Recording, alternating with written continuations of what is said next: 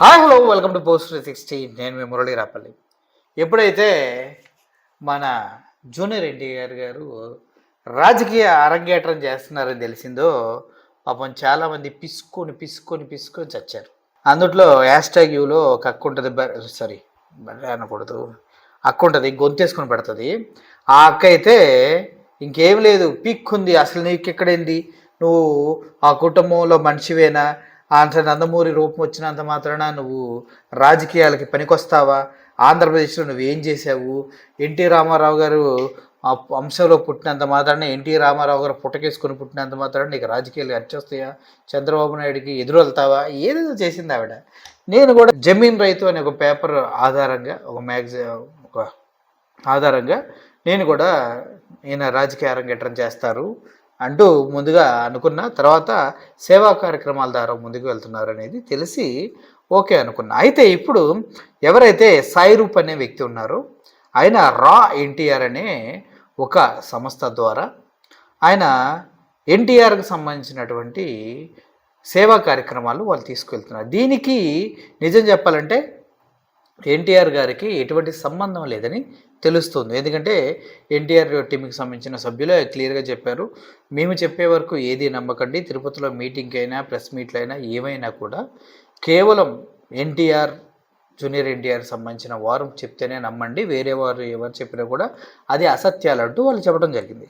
So అదే కారణంగా అసలు ఈ సాయి రూప్ ఎవరు, దీనికి సంబంధించిన విశేషాలు ఏంటి అంటే, ఈ రా ఎన్టీఆర్ అనేది 6 సంవత్సరాల నుంచి ప్రజల్లోకి వెళ్ళి వర్కౌట్ చేస్తున్నారు. ఎందుకు, ఇది అఫీషియల్గా ఒక ఆర్గనైజేషన్. ఏదైతే కోవిడ్ టైం ఉందో ఆ కోవిడ్ టైంలో జూనియర్ ఎన్టీఆర్కి సంబంధించినటువంటి పోస్టర్స్ కానీ, ఆయన సంబంధించిన పేజెస్ కానీ రా ఎన్టీఆర్ అని ఇలా ఆయనకు సంబంధించిన అభిమానాన్ని చూపించుకుంటూ వెళ్తూ ఉండగా అనుకోకుండా ఆ పేజ్కి విపరీతమైనటువంటి ఫాలోవర్స్ రావడం, ఆ తర్వాత ఈ పేజ్ని ఎందుకు ఒక ప్రజలకు ఉపయోగపడి సామాన్యులకి దగ్గరగా వెళ్ళటం కోసం ఒక సేవ చేసే ఆర్గనైజేషన్గా ఎందుకు రూపాంతరం చెందకూడదని అనుకుని వాళ్ళు దాన్ని అలా ఒక ఆర్గనైజేషన్గా ప్రజలకు సేవ చేయడం కోసం ఉపయోగించడానికి ముందుకు వస్తున్నారు. ఎన్టీఆర్ గారికి దీనికి ఎటువంటి సంబంధం లేదు. అయితే ఎన్టీఆర్ గారు వద్దంటే దీన్ని ఆపేస్తాం, కానీ మేము 6 సంవత్సరాల నుంచి కష్టపడ్డాం. ఆల్మోస్ట్ ఇండియాలో ఉన్నటువంటి అన్ని ప్రాంతాలు మేము తిరిగాము. దగ్గర 150కి పైగా సిటీస్లో మా వాలంటీర్స్ వెళ్ళి ఎక్కడెక్కడ నీడీస్ ఉన్నారో, ఎక్కడెక్కడ మనం సేవ చేయగలగాలో వాటికి సంబంధించినటువంటి ఇన్ఫర్మేషన్ మొత్తం తీసుకున్నారు. నేను టీడీపీ పార్టీకి సంబంధించిన వ్యక్తినే, కానీ జూనియర్ ఎన్టీఆర్ గారు అంటే విపరీతమైన అభిమానంతో నేను స్టార్ట్ చేసినటువంటి ఈ కేవలం రా ఎన్టీఆర్ అనేది సేవా తత్వంతో ఏర్పడినటువంటి ఒక ఆర్గనైజేషన్ తప్పించి దీనికి రాజకీయాలకి ఎటువంటి సంబంధం లేదంటూ ఆయన స్పష్టంగా చెప్పడం జరిగింది. కానీ ఒక్కసారి ప్రజల్లోకి సేవ చేస్తూ జూనియర్ ఎన్టీఆర్ గారి పేరు కనుక వెళితే అది రూపాంతరం చెందేది పొలిటికల్గానే అనేది ఇది జగమెరిగిన సత్యం, వాస్తవం. ఎందుకంటే ఇప్పుడు జిందుట్లో జూనియర్ ఎన్టీఆర్ గారు డైరెక్ట్గా ఇన్వాల్వ్ అయ్యుండొచ్చు. ఇది సబ్జెక్ట్ టు కరెక్షన్, దాని డిపెండ్స్, వాళ్ళ అండర్స్టాండింగ్ బట్టి ఉంటుంది. ఎవరైతే ఈ ఆర్గనైజేషన్ రన్ చేస్తున్నారో సాయి రూపు, ఆయన ఏబిఎన్తో మాట్లాడినప్పుడు ఆయన క్లియర్గా స్పష్టంగా మాట్లాడటం జరిగింది.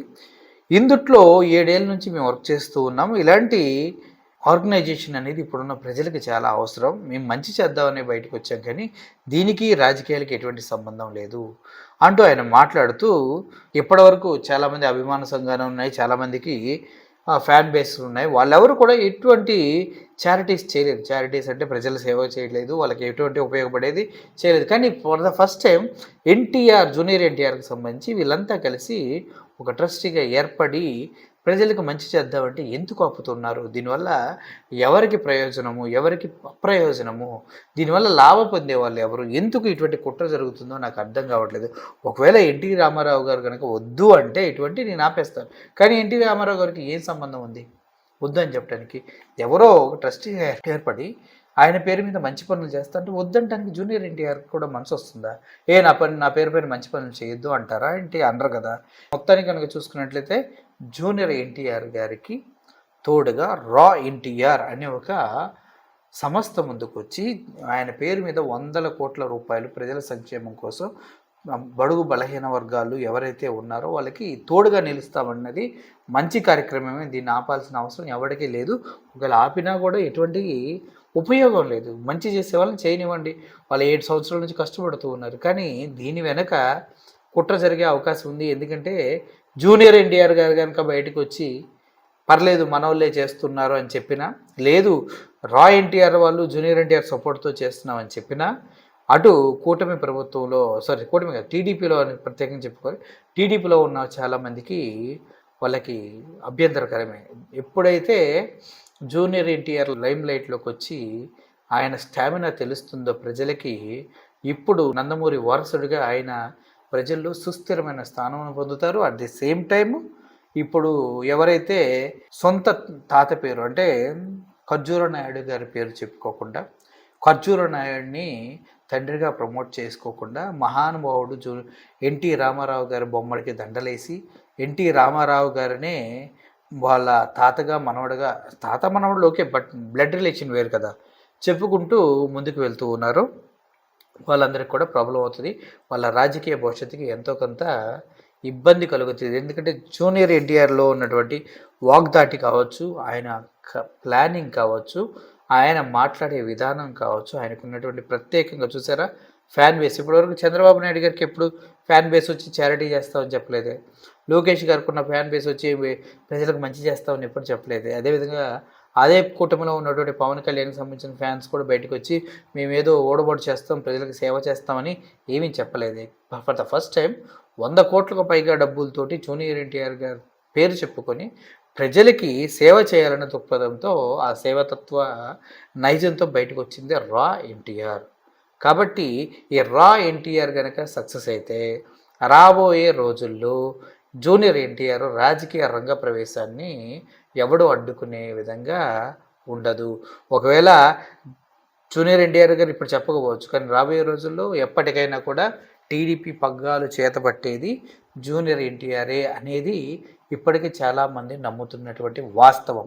ఈ వాస్తవాన్ని దాటేస్తూ జూనియర్ ఎన్టీఆర్ గారు తాతలాగే నేను కూడా పార్టీ పెట్టి గెలుస్తానంటే దానికి కూడా ఓకే. ఎందుకంటే ఇప్పుడు ఎప్పుడైతే తమిళనాడులో విజయ్ ఇలాగే సేవా కార్యక్రమాలు అండర్గ్రౌండ్గా గత 10 సంవత్సరాల నుంచి చేసుకుంటూ వచ్చి ఒక్కసారిగా ఆయన పార్టీని ఎస్టాబ్లిష్ చేసి అధికారంలోకి రావడానికి 1 సంవత్సరం కూడా టైం పట్టలేదు. అంటే it's completely planned and very fine organised party అనమాట టీవీకే అనేది. అలాగే ఇప్పుడు జూనియర్ ఎన్టీఆర్ కూడా వీళ్ళు చేసే చారిటీ ఏదైనప్పటికీ జూనియర్ ఎన్టీఆర్ ప్రత్యక్షంగా కానీ పరోక్షంగా కానీ దాంతో సంబంధం లేకపోయినా వీళ్ళు చేసే కార్యక్రమాల ద్వారా టీడీపీకి కంపల్సరీగా చంద్రబాబు నాయుడు గారికి, లోకేష్ గారికి గట్టిగా బాధ కలిగే విషయం.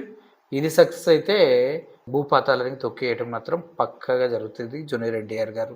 కాబట్టే ఆ బెరుకు, ఆ భయము వేరే వాళ్ళతోటి వారి ఎన్టీఆర్ గారి అభిమానులపైన దాడి చేయించటం, దానిపైన వ్యతిరేకంగా పోస్టులు పెట్టించటం అర్థమవుతుంది కదా ఎవరి గురించి చెప్తున్నాం. So thank you for watching this video.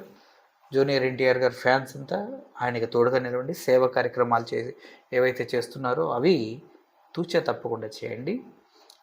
రాజకీయ రంగ ప్రవేశం ఉన్నా లేకపోయినా మీ అభిమానాన్ని చాటుకోవడానికి ఇది ఒక మంచి అవకాశం.